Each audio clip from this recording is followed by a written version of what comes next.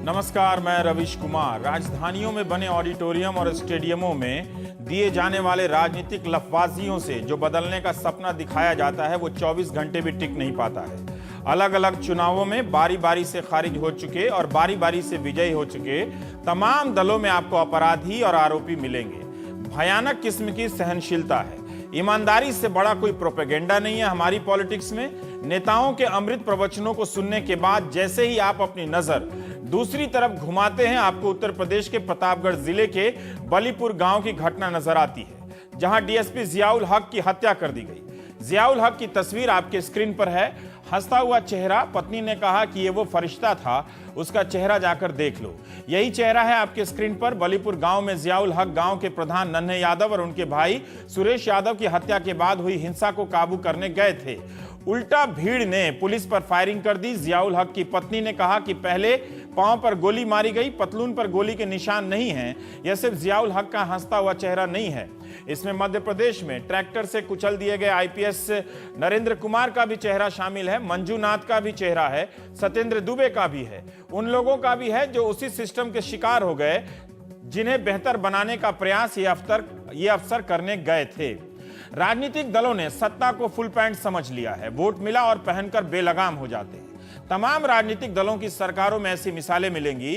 तो क्या इससे जियाउल हक की हत्या का मामला गंभीर नहीं है? पर क्या उत्तर प्रदेश की स्थिति इतनी बेकाबू हो गई है कि भीड़ पुलिस को कुछ समझती नहीं और पुलिस के लोग इतने नाकारे हो गए हैं कि अपने साथी को मरता छोड़कर भाग गए? ये कैसी पुलिस है जिसे अपने अफसर की लाश तक पहुंचने में 2 घंटे से ज्यादा वक्त लग जाते?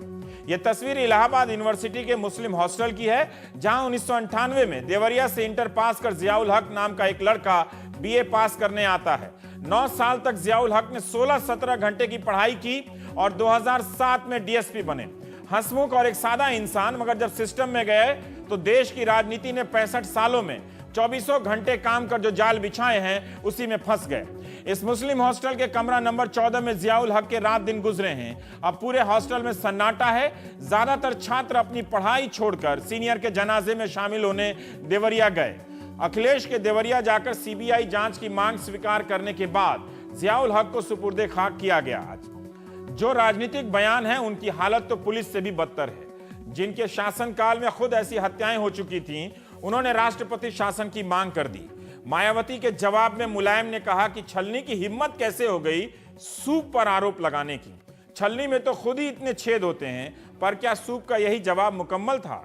ऐसे मुहावरों से सियासी पटका पटकी रोज हो रही है। मंत्री रघुराज प्रताप सिंह को अपना इस्तीफा देना पड़ा। डीएसपी जियाउल हक की पत्नी परवीन आजाद ने रघुराज प्रताप सिंह पर आरोप लगाया है उनके इस्तीफे होने के बाद भी। और देखिए, जिस पर आरोप लगाया है उस व्यक्ति ने एक आईपीएस अफसर पर आरोप लगा दिया है। अखिलेश कहते हैं कि सारे लोग गिरफ्तार किए जाएंगे जिनका नाम एफआईआर में है, और उनके चाचा रामगोपाल यादव कहते हैं कि राजा भैया गिरफ्तार नहीं होंगे। यह उस गांव की तस्वीर है। तस्वीर में वो पुलिस नजर आ रही है जो अपने डीएसपी को छोड़कर भाग गई थी। 5 दरोगा सहित 25 सिपाहियों के साथ जियाउल हक पहुंचे थे उस गांव में। उनके आने से पहले हथीगवां थाने के दरोगा अपनी पुलिस पार्टी के साथ गांव में जाने की हिम्मत नहीं जुटा पा रहे थे। जियाउल हक ने कुंडा कोतवाल सर्वेश मिश्रा, एसआई विनय कुमार सिंह को लेकर गांव में घुसे। सीधे उस प्रधान के घर जा पहुंचे जिसकी हत्या हुई थी। लेकिन एसओ हथीगवां ने खतरा समझकर बीच से ही अपना रास्ता बदल दिया। वो रुक गए। पुलिस की शुरुआती रिपोर्ट के अनुसार भीड़ ने जियाउल हक को लाठियों से मारा, फिर गोली मारी, फिर उसके बाद भी लाठी बरसाए। मौके पर पहुंचे एसओ मनोज शुक्ला, अरविंद सिंह, पंकज सिंह, निशिकांत राय, कोतवाल सर्वेश मिश्र घटनास्थल से 800 मीटर दूर खड़े टॉर्च मारते रहे। 9 बजे हत्या हुई और 11 बजे उनके शव के पास ये लोग पहुंचे हैं। पत्नी परवीन आजाद ने कहा है कि जियाउल हक इस पोस्टिंग से परेशान थे। अक्सर कहते थे कि अखिलेश के जनता दरबार में तुम जाकर तबादले की गुहार लगाओ। परवीन आजाद की बात मुझी से सुनी नहीं गई। जब मैं उनका इंटरव्यू देख रहा था तो आपको क्या पूरी सुना था। वो उस वक्त अपने शौहर से संपर्क करने की कोशिश कर रही थी। ड्राइवर, गनर, फॉलोअर्स, जो खाना बनाता है, सबको फोन कर रही थी। किसी ने उनका फोन तक नहीं उठाया। पुलिस कर्मियों के निलंबन, गिरफ्तार किए जाने का आश्वासन, सीबीआई जांच, एक मंत्री का इस्तीफा, ये कब नहीं हुआ है? हमारे साथ एसआर दारापुरी साहब हैं, कमाल फारूकी जी हैं, अभय कुमार दुबे, इलाहाबाद से मोहम्मद अनस हैं, जो उस जियाउल हक के हॉस्टल गए थे जहां से उन्होंने अपनी पढ़ाई की थी। कमाल फारूकी साहब। बताइए।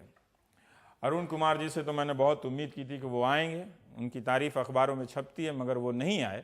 वरना मैं पूछता कि जब गोली चल रही थी तो आईपीएस अफसर के कंट्रोल रूम में क्या संदेश जा रहे थे, और वो आईपीएस जिसका इतने सस्ते में तबादला कर दिया गया वो क्या कर रहा था उन 2 घंटों में जब गोली चल रही थी, और बाद के उन 2 घंटों में जब एक डीएसपी मरा पड़ा था वहां पर। वो नहीं आए, कोई बात नहीं, मैं आपसे सवाल जानना चाहता हूं।